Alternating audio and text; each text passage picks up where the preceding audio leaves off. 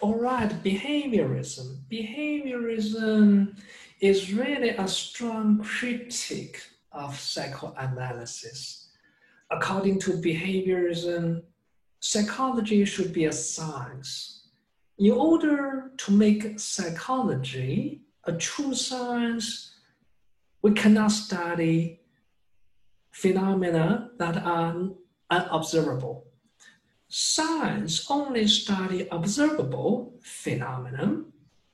We only study the kind of phenomena that we can measure, we can observe. Let me see. Okay, yeah. Well, we only study behavior that we can observe. So we study behavior we can observe, and we study a stimulus. And in other words, we don't study unconscious thoughts and beliefs. We don't even study conscious thoughts and beliefs. Why not? Because I cannot observe what's going on in your mind. Your thoughts and ideas are available to you only. I cannot observe it directly. In other words, well, it's impossible to verify what is going on in people's minds by way of a public verification. Public verification means all people can observe something. For example, if there's an airplane in the sky, everybody can observe it. Everybody can see it. If there's a sound, if there's a thunder in the sky, everybody can hear it. Science only studied the kind of a phenomena, the kind of things that can be observed by everybody. With the proper instrument, with the proper tools, everybody should be able to observe the same things and get to the same conclusion and make the same measurement. So this is what behaviorism insists on studying. So behaviorism don't study mental processes. Behaviorism only studies observable behavior and observable stimulus or stimulation. And well, the main theories of behaviorism are two. We cover this part in Psych 101. Number one, classical conditioning. Classical conditioning was developed by Ivan Pavlov. Remember the dog experiment? Pavlov had a dog as a research subject, so he ring the bell and show the food. Ring the bell and show the food. At the beginning, when Pavlov ring the bell, the dog doesn't salivate. But ring the bell, show him the food, ring the bell, show him food. After pairing the bell with the presence of food, many times the dog learned to salivate. Salivate as soon as he hears the bell. Hear the bell, and then the dog salivates. This is a way of learning a new behavior. It's called classical conditioning. So following Pavlov's footprint, John Watson did an experiment to show that classical conditioning may be a way by which some people learn to be fearful of something. He did the little Albert experiment. So he trained little Albert to be afraid of a white rat. Well, Watson first did pre-testing on little Albert. Little Albert is a 9 months old baby. The poor baby was only 9 months old, and Watson talked the baby's mother into allowing him to run an experiment on him. So at the beginning, well, Dr. Watson showed Albert a rat. Here's a rat. Little Albert was not afraid of rat. Little Albert was trying to touch the rat, no fear. And then Watson showed Albert a rabbit. Here's a rabbit. Albert was not afraid of rabbit either. No fear for rabbit. No fear of a rabbit. And then Watson showed him a fur hat. Little Albert was not afraid either. And then Watson took a hammer and banged on something hard, made a loud noise. What happened? Little Albert cried. Little Albert was afraid of a loud noise. Sudden loud noise really freaks him out, scares him. That's what he's afraid of. So can we train little Albert? Can Dr. Watson train little Albert, teach Albert to be afraid of rats and rabbits? Yeah. Can you imagine how he did that? Watson showed the rat to little Albert and then banged the hammer, made a loud noise. Show him the rat and then bang the hammer, make a loud noise. And then he threw away the hammer. No hammer, no loud noise. Just show him the rat. Every time Watson showed little Albert the rat, little Albert freaks out. He cries. Now he has become afraid of the rat by way of a classical conditioning. This is what behaviorism loves to study. Stimulus and response. The rat is a stimulus. Everybody can see the rat. And the loud noise is a stimulus. Everybody can hear it, and you can measure it with an instrument.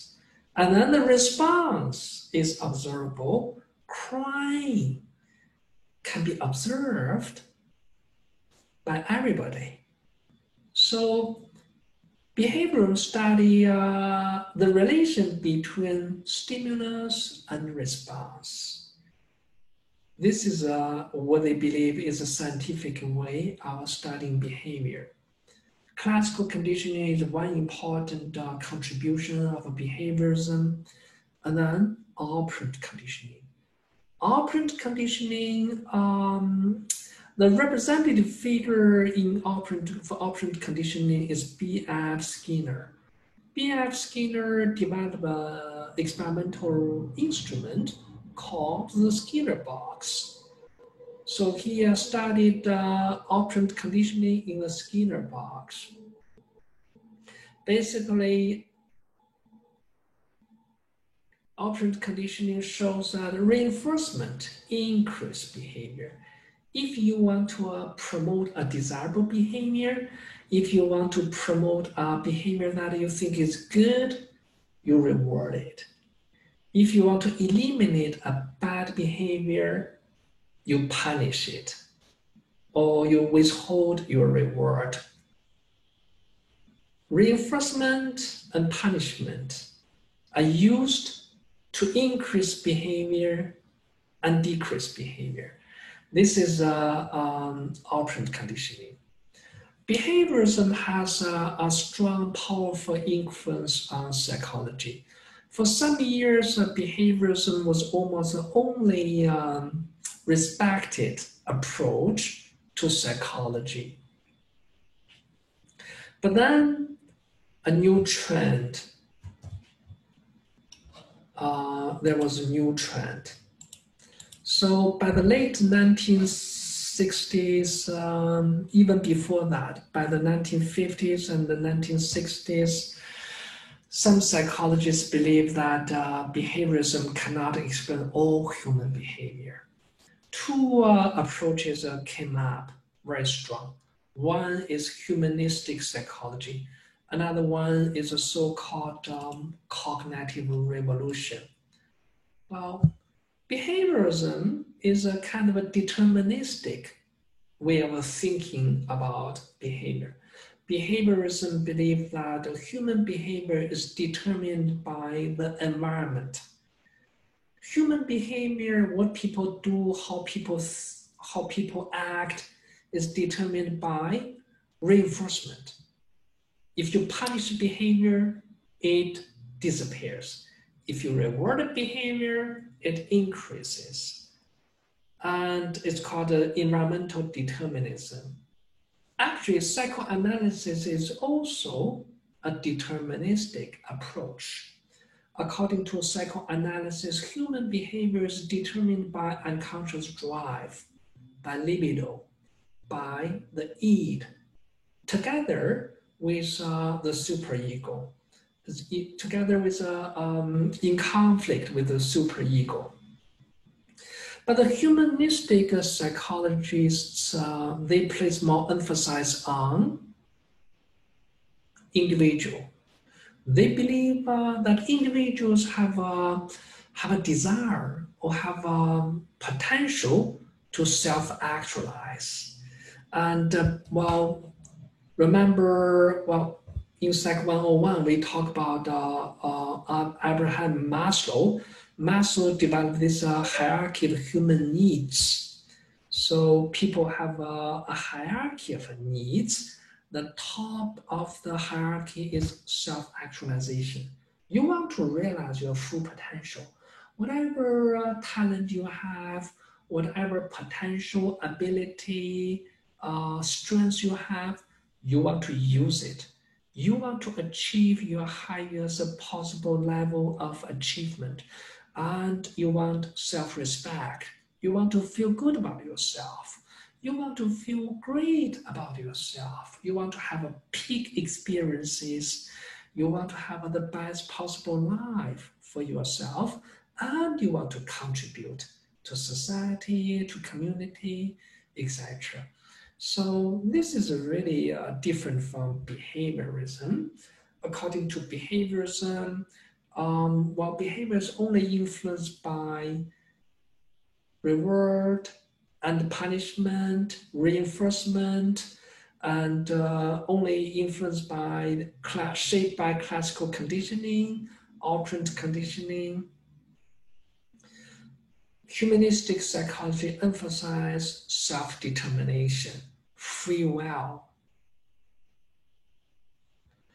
And then at the same time, cognitive revolution. This is a really widespread, wide scope movement. The cognitive revolution occurred in the 1960s. And psychologists become interested in mental process again. Psychologists found ways to study mental processes, what's going on in people's mind. They have a very clever ways of studying that. Psychologists start to realize, oh, we do have mind, we do have mental processes, we do process information in the mind, and information processing is really influential, it's important for people's functioning, for people's behavior, and there are scientific ways of studying people's mental processes. For example, we can study people's mental imagery. You see on the slide, I have this mental imagery, and we can do a mental rotation test. Take this image, this shape. Well, close your eyes and hold this image in your mind. And now I want you to rotate this image by 45 degrees, like 2 o'clock, from 12 o'clock to 2 o'clock. I'm going to time you how long it takes for you to do that. Let me know, tell me when you finish. Okay, I finish rotating, I'm going to have a stopwatch. I'm going to time you. And then next, I'm going to ask you to move the object, the image back to the 12 o'clock position, vertical position. And now move it clockwise by 90 degrees, say to the 3 o'clock position. And I time you how long it takes for you to do that. And then I ask you to rotate it 180 degrees, and then 270 degrees. Well, psychology found out that, the further you move, the rotate the object, the longer you take. This shows that people do have mental operations. They do process mental imagery in their mind. And there are ways we study other mental processes. There are many ways we can study memory, attention, beliefs, ideas, concepts, etc. So nowadays, psychology have a wider area of interest than behaviorism. Also have a wider area of interest than psychoanalysis. Nowadays, modern psychology study mental processes, which are internal subjective experiences. We can make inferences about internal processes, mental processes, by observing people's behavior. For example, just now we are using reaction time measure to study mental rotation.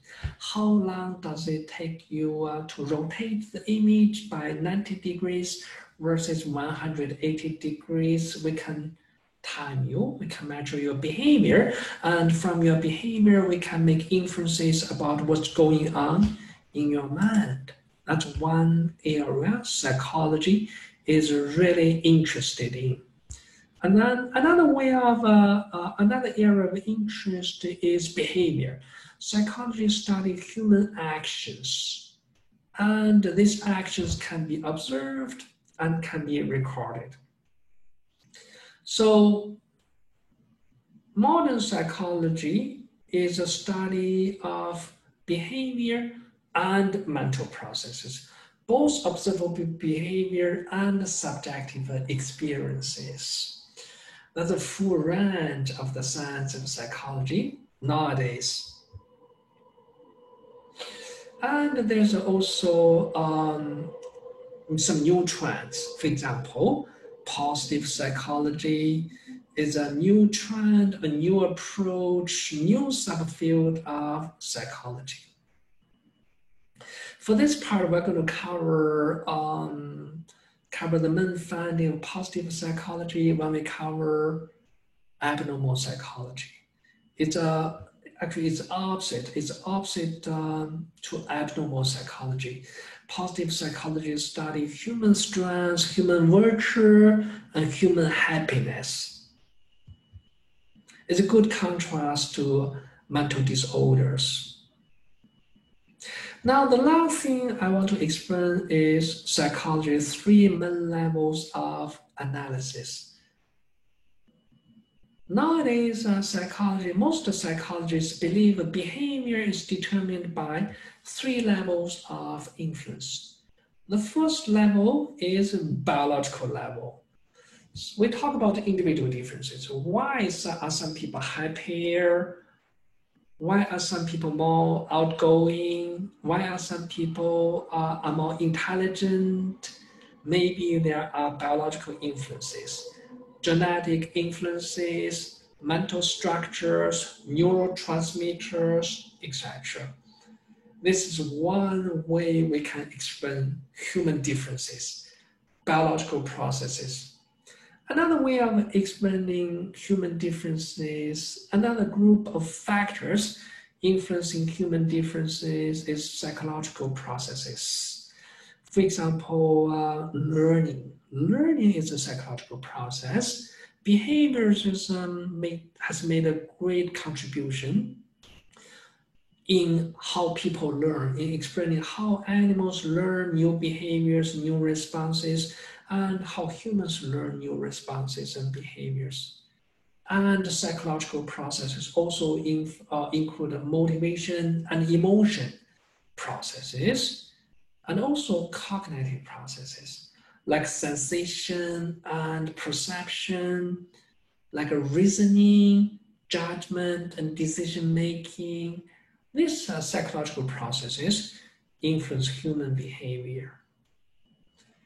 And then, beyond the individual level, we have a social, cultural level of influence.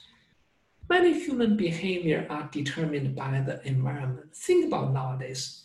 Nowadays, we don't have a face-to-face class. We have to have online class, and we have to practice social distancing, and many people are wearing facial masks. All this behavior within the context of pandemic are determined by other people, determined by your social environment, determined by government instructions, school policies, and also determined by what other people are doing. Suppose everybody else is practicing social distancing, staying 2 meters away from each other, and suppose if you decide to go against it, you're not going to be welcome. You are going to be rebuffed. People are not going to like you.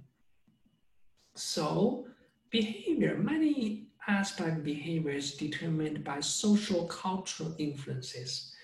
This model is called the biopsychosocial understanding of human behavior.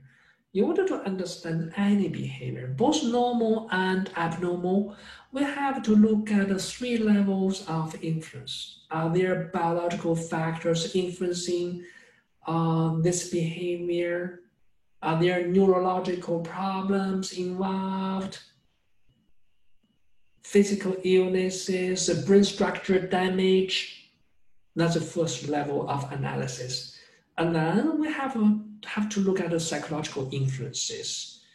Learning, beliefs, emotions, motivation, memory, attention.